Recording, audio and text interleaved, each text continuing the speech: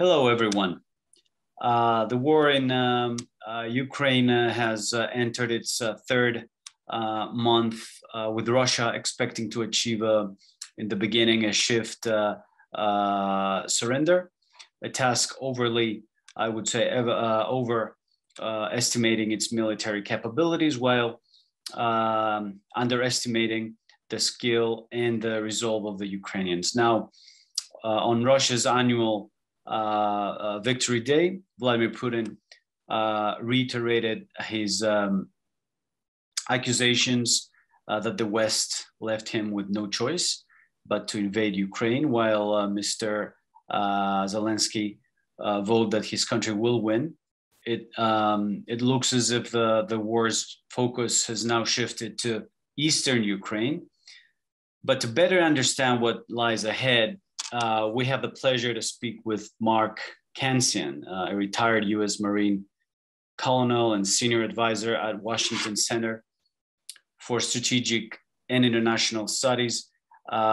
He has worked extensively on issues such as the U.S. Department of Defense budget strategy, war funding, of course, in the military. He has spent over 3 decades in the U.S. Marine Corps, and he's quite prolific author, having published over 40 articles on military operations, acquisition, budgets, and strategy. Mr. Kansian, thank you so much for being here today with our viewers on CNN Greece. Thanks for having me on the show. So now you've been vocal. Let me start by this, because you've been vocal about the significance of dealing with the so-called strategic surprise. I believe you put together a report a few years back, if I got informed correctly, and you've concluded that some surprises are inevitable in the battlefield. Better intelligence can be helpful, but because human beings are making decisions, you cannot avoid being surprised. Is this what has happened in Ukraine for the United States and the West, or for Russia, in terms of how well prepared the Ukrainians were? I think it applies to both. In terms of the United States and the West, we certainly were surprised by the war. One of the things I say in the report and in the project I did on surprise is that the first surprise is war itself. In other words, most countries are not expecting war, particularly after a long period of peace. So just the fact that war breaks out is a great surprise. And we saw that here. People just couldn't believe that one country would invade another in modern day Europe. But it's also true that we failed to appreciate how Putin looked at the situation in Ukraine. When we looked at it, it looked as if it was not worth the effort, that there were great risks involved. When he looked at it, he saw a Ukraine that was divided, that was weak. He thought his forces were strong, and took the gamble to invade Ukraine.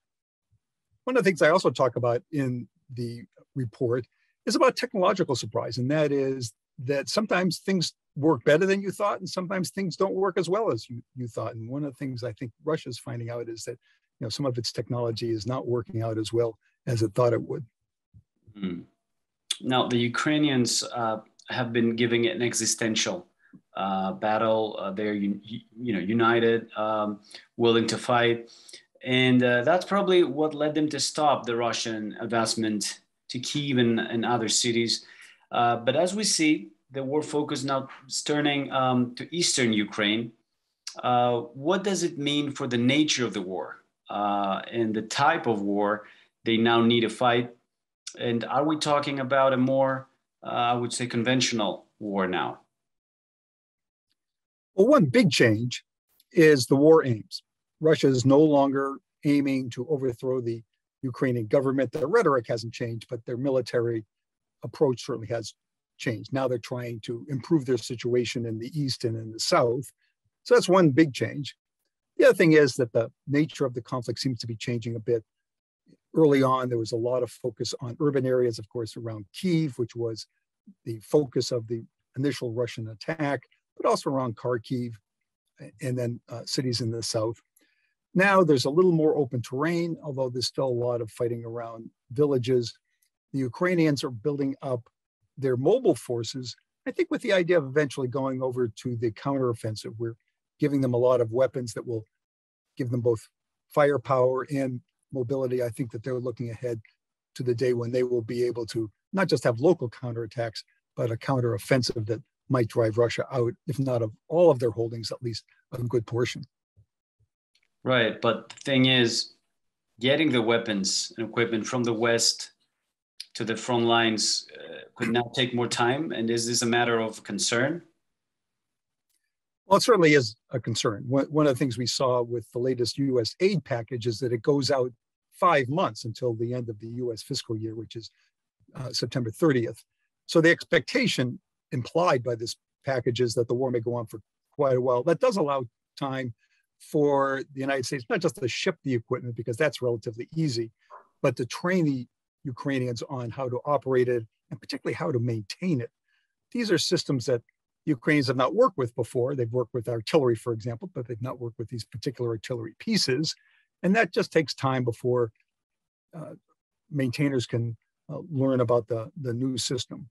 In the past, we gave them two kinds of equipment. I mean, one was pieces of equipment that were relatively easy to learn how to use, like Javelin and Stingers from the United States, also NLAWs and a couple of others, that either the Ukrainians had seen a little of or that you could train someone on pretty quickly. Stingers, for example, the United States gave those to the Mujahideen in the 1980s, who were mostly illiterate. Then the United States and the West started giving Ukrainians systems that they already operated, but that we had bought on the world market or got from our Eastern European allies. And these would be like T-72 tanks, S-300 air defense systems, probably some fixed-wing aircraft, certainly some helicopters. These, in effect, replaced Ukrainian losses. But now we're giving them systems that they have not used before, and it's going to be quite a challenge to learn how to operate and maintain these without a long period of adjustment and training. So do you think it's a matter of money that needs to be dedicated, like more money now needs to be dedicated to the war from the Western standpoint, or does it need to get organized so that the Ukrainians are getting it all sooner? I mean, which of the two is, in your consideration, more important? Well, the big constraint is time, not money. The United States has increased its support from about $50 million a day, which it was doing in the first 6 weeks or so, to about $100 million a day, which it started about a month ago, and it plans to continue through the rest of the fiscal year, sending also large amounts of aid. The problem really isn't money. The problem is time, that is getting trained on these new systems. The United States might end up, I think, taking a little more risk and doing some of this training and some of this maintenance through contractors that either we keep in NATO or maybe even move into Ukraine itself, so that the Ukrainians don't have to spend a lot of time learning how to use the systems, but can take them out and actually fight with them. Are you concerned, and how much of a difference could that make in the battlefield? But also, how worried are you that weapons that are crucial to the war are, even as we speak, in short supply in the United States? There are a couple of systems that are getting short in the United States. Javelin, of course, has received a lot of attention. Stingers also, I think, towed artillery will also be constrained. And for all of these, I think that if the United States provides more aid, which they're likely to do, they'll have to provide different kinds of systems. So instead of javelins or Stingers, maybe they'll provide what are called TOWs, which are vehicle-mounted anti-tank weapons, but used very extensively in the U.S. Armed Forces. Instead of Stingers, we might provide some systems from our allies. The British have some systems like that. The French do also. And for artillery, instead of giving them what is the current U.S. artillery system, which is the M777, we might give them one of our older systems, which is called M1908. Still an excellent piece of our artillery. It's just not quite the same as the most current system. And I would note that the United States and all of the European allies have been giving the Ukrainians top of the line equipment. This is not cast off equipment that the United States no longer needs. This is the kind of equipment that the US forces themselves are using. It's not like sometimes in the past where we've given allies equipment that's either older or obsolete.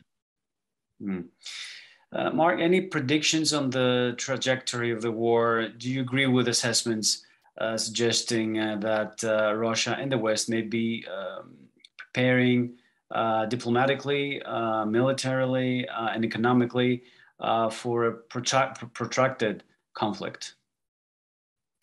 Well, it certainly looks like both sides are getting ready for protracted conflict. I've stopped making predictions about the future of the war since all my predictions have been wrong so far.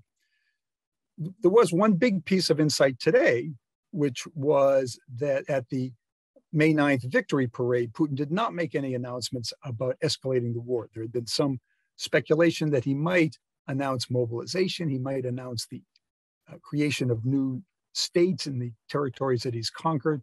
He didn't do either of that. So that's a good sign that the war is not escalating. On the other hand, he showed no inclination to de-escalate, no inclination to start negotiations. He didn't hold out an olive branch, as they say.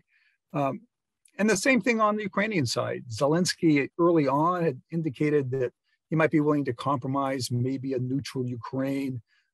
The other day, he came out and said that the Russians had to return to their pre-war boundaries, although he did not say anything about Crimea, implicitly maybe saying that the Russians could keep Crimea. The two sides, therefore, are very far apart. So it's very discouraging on the diplomatic front. And then in terms of the war, both sides seem to be arming and preparing for a long war, even though the front lines haven't moved very much. The Russians, despite their offensive in the east, have barely budged. And the Ukrainians, they've launched some local counterattacks. They're making a little progress around Kyiv, but they still have a long way to go. Seems like we have a long way to go in this war, as you said. Mαρκ Κάνσιan, that was very helpful. I believe you gave us a very clear picture and interpretation of what is going on today in the war that captures everyone's attention, the world's attention. I want to thank you so much for your participation in our stream. Thanks for having me on the show. Take care.